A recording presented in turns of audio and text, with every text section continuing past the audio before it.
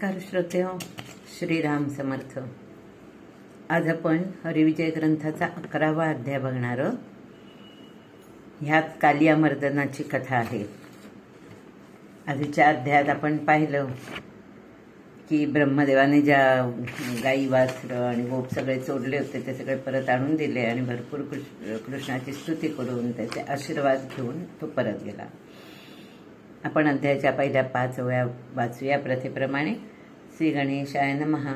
जय जय इंदिरावरा श्रीरंगा निजजनरुत पद्म नीलभृंगा अजजिताव्यंगा सकलरंगातीत तू नीलग्रीव भूषणारी रोहणा पयोब्धी हृदय रत्न मनमोहना सरसी जोद्भव जनका नीलवर्णा सप्तावर्णा वेगळा तू अनंत कोटी काम सुंदरा सकलरंग चालक परम उदारा अमला परा भारती अगोचरा निर्विकारा निर्द्वंद्वा भवनाग विदारक पंचानना विद्वज्जन मन मांदुसरत्ना नाकळसी पंचास्यांच्या ध्याना सकल कल्याण निकेतना तू दुर्जन दानव कुल निकृंतना अरिवर्ग प्रताप भंजना गहन माया विपिन दहना तमनाशना ज्ञान सूर्या। मोठे जोड शब्द करून स्तुती करणं हे वैशिष्ट्य आहे श्रीधर कवींचं। नीलग्रीव भूषणारी रोहणा म्हणजे नीलग्रीव म्हणजे महादेव, त्याचं भूषण साप, त्याचा अरी म्हणजे गरुड, त्याच्यावर आरोहण रोहणा त्याच्यावर बसलेला असा तू म्हणजे पयोब्धी हृदय रत्न मनमोहना। पयोब्धी हृदय रत्न म्हणजे लक्ष्मी ना, समुद्राची कन्या किंवा जन्माला आलेली, तिचं मन मोहणारा तू। म्हणजे अशी इतकी सुंदर उपमा दिलेल्या आहेत ना, सगळ्या घ्यायच्या तर अख्ख्या 235 ओव्या वाचायला लागतील आपण रामविजय वाचलं तसं। पण असो, अशा प्रकारे सुंदर स्तुती केली। अजूनही पुढच्या काही ओव्या स्तुतीच्या आहेत 3-4 आणि त्यांनी अध्यायाला सुरुवात केली। काय होतं, एक दिवस सकाळी सगळे हे उठून नेहमीप्रमाणे त्यांचं दिनचर्या ती असते ना, सकाळ झाली की लवकर उठायचं, स्नान वगैरे करून आई काय खायला घालते ते खाऊन बरोबर शिदोरी घ्यायची आणि यमुनेच्या काठी सगळी गुरवासरं घेऊन जायचं चरायला। ते संध्याकाळी परतायचं। जायच्या आधी पहाटे सूर्य उगवायच्या आधी दूध काढलेलं असायचं घरच्या सगळ्या वडील माणसांनी। दिवसभर चरून आले की घरी संध्याकाळी आल्यावर परत दूध काढायचं असायचं आणि त्या भरपूर दूध द्यायच्या। कारण हे वनात नदीच्या काठी चरायला न्यायचे ना, अगदी सगळं समृद्ध, सगळं गवत तिकडे हिरवगार। आणि ही मुलं छान तिथे निसर्गात रमायची बघा। 5-6 वर्षाचा जो काही असेल, कुठल्या शाळा होत्या का काही, पण निसर्ग हीच शाळा, त्यात रमूनच ते शिकत गेले। गळ्यात त्या वनमाळा घालायच्या, नाचत खेळत, मध्ये खेळ खेळत। आधीच्या अध्यायात तेही सांगितलं की काय गोप खेळायला लागले। रामाच्या अवतारामध्ये वानरांना खूप त्रास पडले, उपाशी राहायला लागलं, वायूवर राहायला लागलं, झाडांवर उड्या मारत होते। आता हे मस्त आनंदात विटी दांडू आणि चेंडू फळी असं सगळं खेळतायत नदीच्या किनारी। मग पोटभर जेवतायत आणि परत मस्ती मजा करतात आणि संध्याकाळी घरी येतात। असं यांची दिनचर्या ठरलेली। तर त्या दिवशी ते निघाले। वसंत मास, उष्णकाल, त्यामुळे दुपारी इतका सूर्य तापला होता की सगळ्यांना अत्यंत तहान लागली। इतकी तहान लागली की कृष्ण बरोबर आहे बरं का, पण सगळे त्याला म्हणजे जो तो आपल्या, असं आपण कसं म्हणतो सबसे जान प्यारी, तसं सगळ्यांना आता आपला जीव महत्वाचा होता। त्यामुळे सगळे गोपाळ, गाई, वासरं धावत सुटली की कधी आपण नदीशी जातोय, पोचतोय आणि पाणी पितोय। कृष्ण राहायला मागे, तो आपल्या तंद्रीत बासरी वाजवत चाललेला। तर त्या यमुनाच्या डोहात तेव्हा कालिया येऊन राहिला होता, एक अत्यंत विषारी असा साप, खूप फणे असलेला। मग हे सगळे पुढे धावत गेले। त्यामुळे काय होतं, त्याला एक छान दृष्टांताची ओवी लिहिली श्रीधर कवींनी। जगदवंद्यास टाकुनी मागे गोप पुढे धावती वेगे हरी समीप नसता कर्म भोगे प्राप्त झाले दुःख पै। त्याला मागे टाकलं ना, तो बरोबर नसल्यामुळे दुःख लगेच हजर। सगळे जाऊन पाणी प्यायले, गुरं वासरं मुलं सगळी गतप्राण झाली। तिथल्या तिथे यमुनेच्या काठी मृत्यूशयीवर आडवे झाले। कृष्णाला कुठेतरी चाहूल लागली की सगळे पुढे गेलेत कळले, पण काय होत आहे, बहुतेक त्याला असं तो भासही झाला की हा कालिया इथे येऊन राहिलाय. आला कृष्ण धावत तिकडे. बघितलं तर हे सगळे मृत होऊन पडले. आता आधी ह्यांना वाचवणं महत्वाचं होतं आणि मग कालियाची दखल घेणं होतं. त्यामुळे कृष्णांनी म्हणे फक्त ह्या सगळ्यांकडे अनंत ब्रह्मांडीचे प्राणी जीववी जो कृपावलोकनी तेने गोपधेनु तेच क्षणी कृपा कटाक्षे उठविली. मग उठवणी ते वेळा तटस्थ विलोकिती तमाला निळा म्हणती याचे हाती जीवन कळा सकळ जीवांच्या अस्तिहो. सगळे चकित झाले. त्यांना कळलं होतं की आपण ते विषारी पाणी प्यायलं आणि आपल्याला काहीतरी झालं, सो आपण मेलोच असणार, पण ह्यानी उठवलं. हा कोण आहे खरंच? ह्याच्यामुळे आपण आहोत.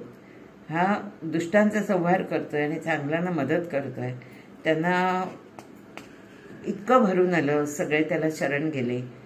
आणि इकडे काय चाललं होतं की हे लोक पाण्याच्या पिऊन मेली, पण त्या कालिया मधनं आपल्या मुखातून आणि डोळ्यातून अग्नीच्या ज्वाळा सोडायचा.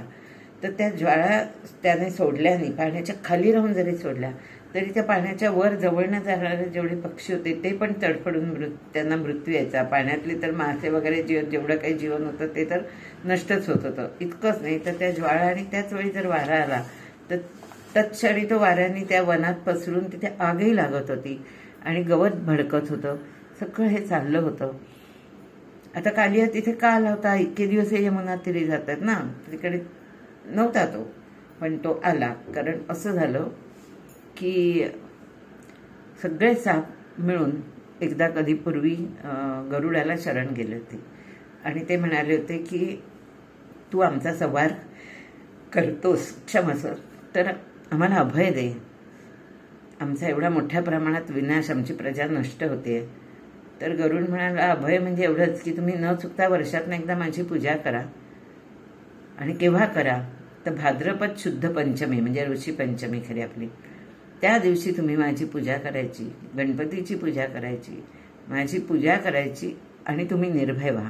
पूजेला काय करायचं तर एक रथभर अन्न आणि त्यावर एक साप ठेवून म्हणजे थोडक्यात बळी असं देऊन तुम्ही निघून जायचं. आता सगळे साप ते करायला लागले. म्हणजे ह्याचा अर्थ आधी कोणी एक बळी जायला लागला हे म्हणजे आत्ता वाचून ह्या क्षणी ते वाईट वाटलं, माहीत नव्हतं म्हणजे ही गोष्ट की असा सांगितलंय बळी द्यायला हे असो. तर सगळ्यांनी तो नेम सुरू केला सगळ्या सापांनी. पण कालिया त्याला आपला गर्व होता ना स्वतःच्या मोठेपणाचा, आपण कोणी आहोत, त्यामुळे तो म्हणाला मी नाही करणार आहे पूजा. तर हे त्याने केली नाही. ते पाहिलं आणि कळलं. तेव्हा गरुडाने भडकून त्याला मारायचं ठरवलं, ह्याचा जीव घ्यावा. गरुड लागला त्याच्या पाठी. आता ह्याला लपायला कुठे जागाच नाही उरली. आता काय जावं? मग त्याला एकदम आठवलं किंवा कदाचित कोणी त्याला येऊन सांगितलंही असेल की यमुनेचा जो डोह आहे ना तिथे गरुड नाही पोचू शकत कारण त्याला शाप आहे. आता त्याला कसला शाप आहे? तर म्हणे पूर्वी यमुनेच्या पाण्यात जे मासे होते ना त्यांना गरुड येऊन खायचा. म्हणजे गरुड पक्षी सगळे येऊन भक्षण करायचे. तिथे एक सौभरी नावाचे महामुनी राहत होते आणि तप करत होते. ह्या सगळे मासे त्यांना शरण गेले आणि म्हणाले की साधू तुम्ही आम्हाला वाचवाल का? हा गरुड आम्हाला मारतो आणि आमची खूप सारी प्रजा नष्ट होते. तर त्यांची दया आली त्या सौभर ऋषींना आणि त्यांनी गरुडाला तिथल्या तिथे शाप दिला की तू जर इथे येऊन ह्या माशांना खाणार असशील आणि त्रास देत असशील तर तुला तत्काळ म्हणजे यमुनेच्या पाण्याला तू स्पर्श केलास की तुला मृत्यू येईल. असं म्हटल्यामुळे तेव्हापासून गरुड यमुनेच्या पाण्याशी येत नव्हते. आणि हे कळल्यामुळे कालिया त्याला खूप पत्न्या होत्या, खूप मुलं बाळं होती, त्यामुळे ते सगळी प्रजा घेऊन तो यमुनेच्या डोहात येऊन राहिला होता. त्याच्या दृष्टीने त्याने बरोबर जागा शोधली होती. हे पूर्वीची कथा. पण आता इथे असं झालं की हे सगळे मेलेले प्राणी आणि गोप सगळे कृष्णाने उठवले आणि आता ह्याला काय करायचं कालियाला ह्या विचारात कृष्ण होता. सगळं बाजूची वनं काय नदीच्या काठची झाडं बिडं पण सगळी मरून गेली होती. फक्त कदंब वृक्ष राहिला होता ज्याच्यावर कृष्ण चढले. आणि त्यावर कदंब का राहिला होता त्याची पूर्वकथा की जेव्हा मंथन झालं समुद्र मंथन आणि जेव्हा घट आला अमृताचा सुधारसाचा तेव्हा हा गरुड तो घट घेऊन उडला कुठे नेऊन ठेवायला म्हणून. तर वाटेत तो ह्या कदंब वृक्षावर टेकला होता म्हणे. ह्या म्हणजे कदंब वृक्षावर. त्यामुळे सगळ्या कदंब वृक्षांना जणू अमरत्व प्राप्त झालं होतं. कालियाचं विष किंवा अग्नी काही त्यांना बाधू शकत नव्हतं. ह्या कदंब वृक्षावर जाऊन कृष्ण चढून बसला आणि मनात विचार करतो की हा साप इथे राहिला तर आपल्याला रोज इथे येऊन पाणी वापरता येणार नाही, गायगुरं कायम मरतील. आता काहीतरी करावं लागेल आणि ह्याला इथून हाकलावं लागेल. मग काय करावं विचार. 6 वर्षाचा झाला होता तो वरतो. आधीच्या कथेपर्यंत 5 वर्षाचा होता 10व्या अध्यायात. 6 वर्षाचा झालाय कृष्ण. तो कदंबावर चढून विचार करता करता त्याच्या मनात काय आलं ते त्यांनी आपलं गळ्यात घेतलेलं वस्त्र कमरेला गुंडाळलं, आपल्या करगोटा बांधलेला तो अजून ताणून घट्ट केला आणि बाजू थोपटल्या आणि अचानक त्यांनी यमुनेत उडी घेतली. उडी घेतल्याबरोबर आजूबाजूचं जे पाणी होतं विषाचं ते सगळ्या आजूबाजूच्या म्हणजे काठांवर दोन्हीकडच्या उडलं. सगळे गोपाळ घाबरले, सगळे गोपसूत. आता काय करावं, ह्याने पाण्यात उडी घातली, आता ह्याला तर तो नक्की मारेल ना. ज्या कालियाने खराब केलेलं पाणी पिऊन आपण सगळे मेलो, तर कृष्णाला कोण वाचवणार.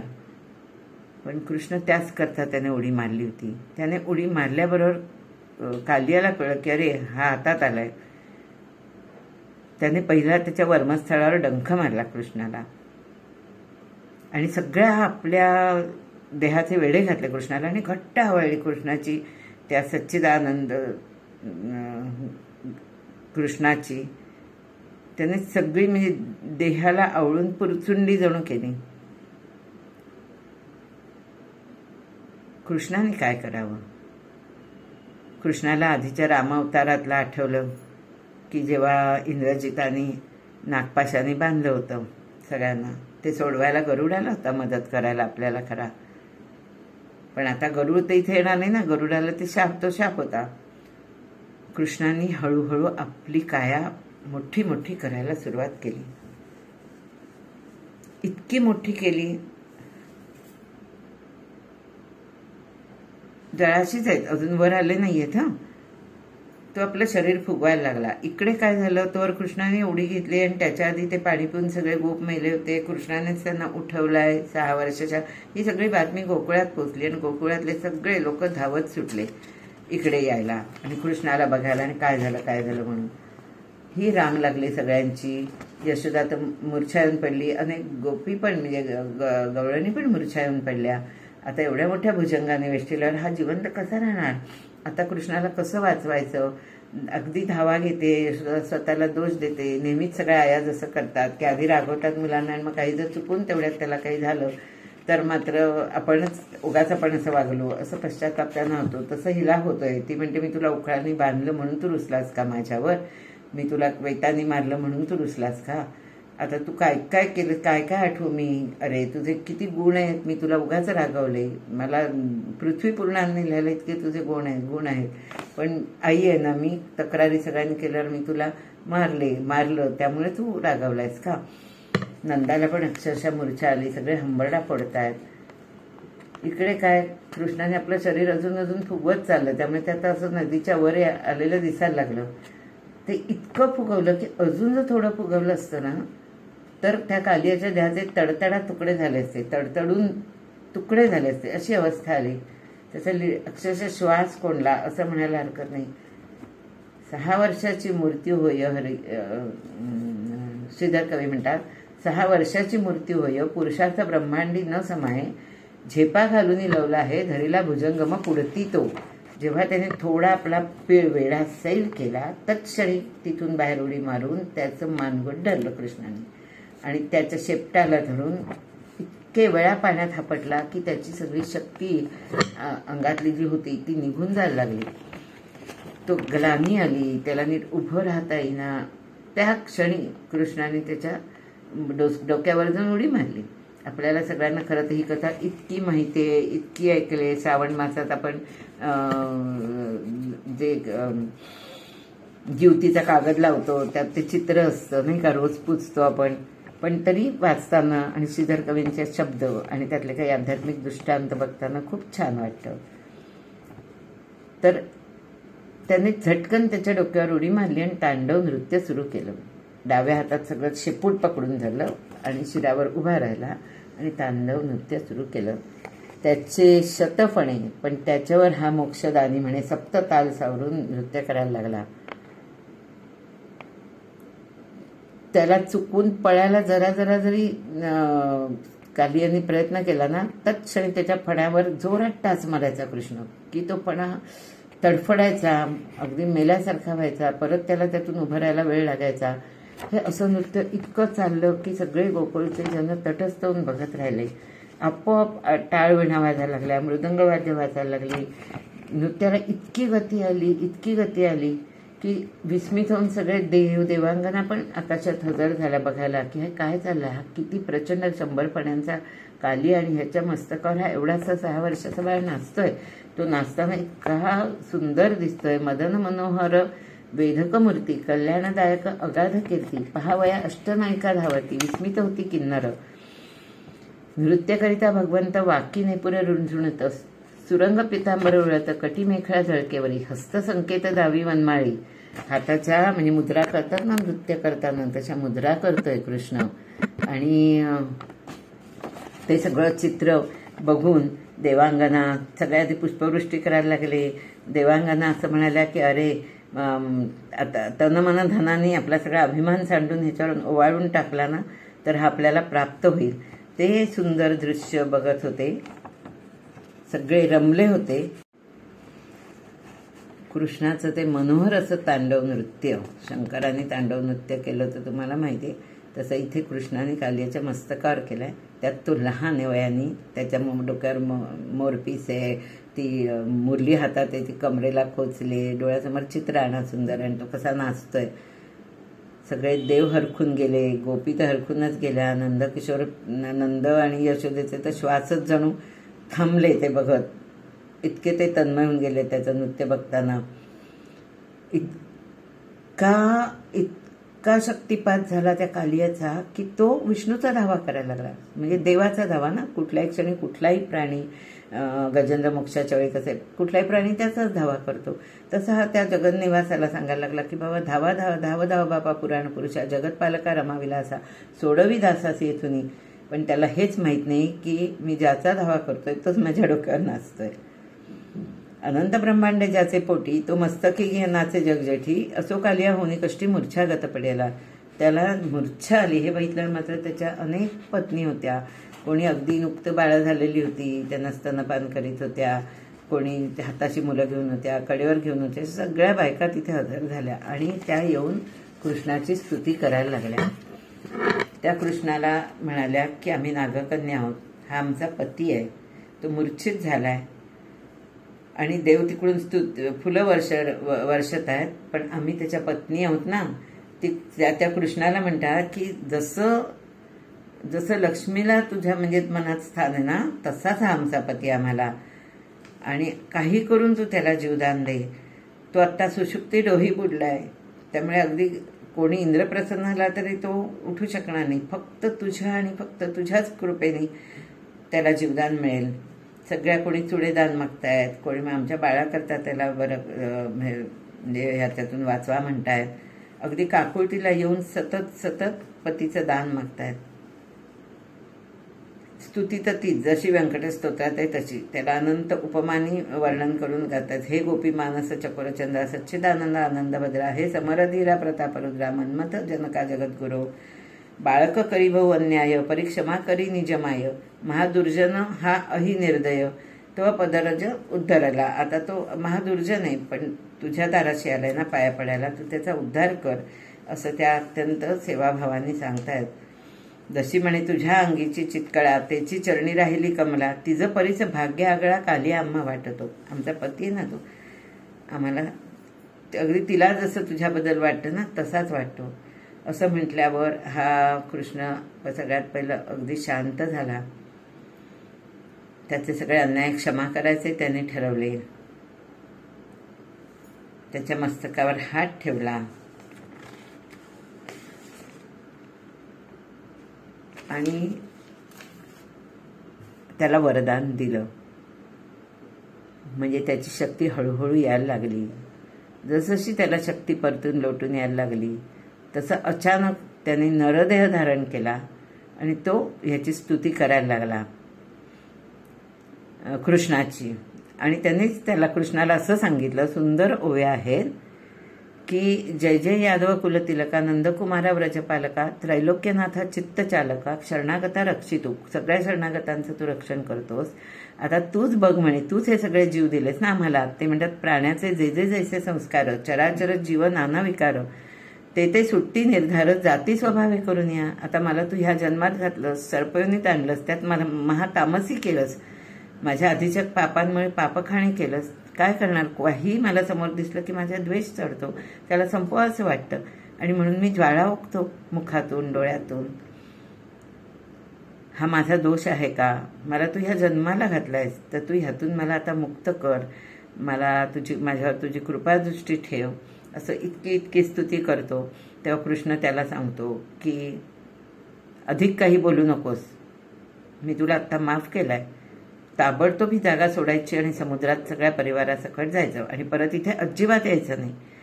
केवळ गरुडाच्या भयाने यायचंच नाही. आणि त्याचं कारणही देतो कृष्ण त्याला की तो म्हणतो की त्याच्या भयाने याची तुला गरज नाही, कारण मी आता तुझ्या नाचलोय ना शिरावर, त्यामुळे माझ्या पदमुद्रा उठल्यात. माझ्या पदमुद्रा तुझ्या मस्तकावर असल्यामुळे तिथे टोचायला तुला किंवा मारायला गरुड कदापि येणार नाही. तर तू सागरात जाऊन संसार सुखाने कर, पण परत चुकूनही यमुनेकडे वळायचं नाही. आणि मग श्रीधर कवी सांगतात की जे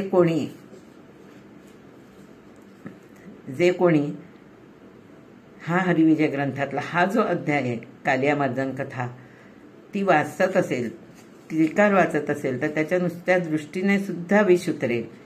कालियामर्दन पुस्तक जे घरी ठेवतील त्यांच्या घरात साप येऊन दंश करणार नाहीत, कोणी विघ्न करणार नाहीत. असं सगळी स्तुती केल्यानंतर त्याच्या पत्नी सगळ्या आणि स्वतः तो असं त्याला षोडशोपचार पूजा केली कृष्णाची आणि त्याला प्रदक्षिणा केल्या आणि तो आपल्या परिवारासह दुसरीकडे निघून गेला. जणू परीस लागल्यावर जसं लोहाचं सोनं होतं तसं या कृष्णाच्या कृपेने त्या कालियाच्या जीवनाचं झालं. सगळे लोक आनंदले. कृष्ण बाहेर येऊन यशोदेच्या पाया पडला, नंदाच्या पाया पडला. सगळ्यांनी त्याला कडकडून मिठी मारली. सगळे त्याची स्तुती करू लागले आणि दरवेळेप्रमाणे नंद यशोदा म्हणाले, अरे जहाज बुडता बुडता वाचलाय, चोरी मारी करताना पळत असलेल्याचा अंत होता, आपला कोण अंत होता राहिलाय.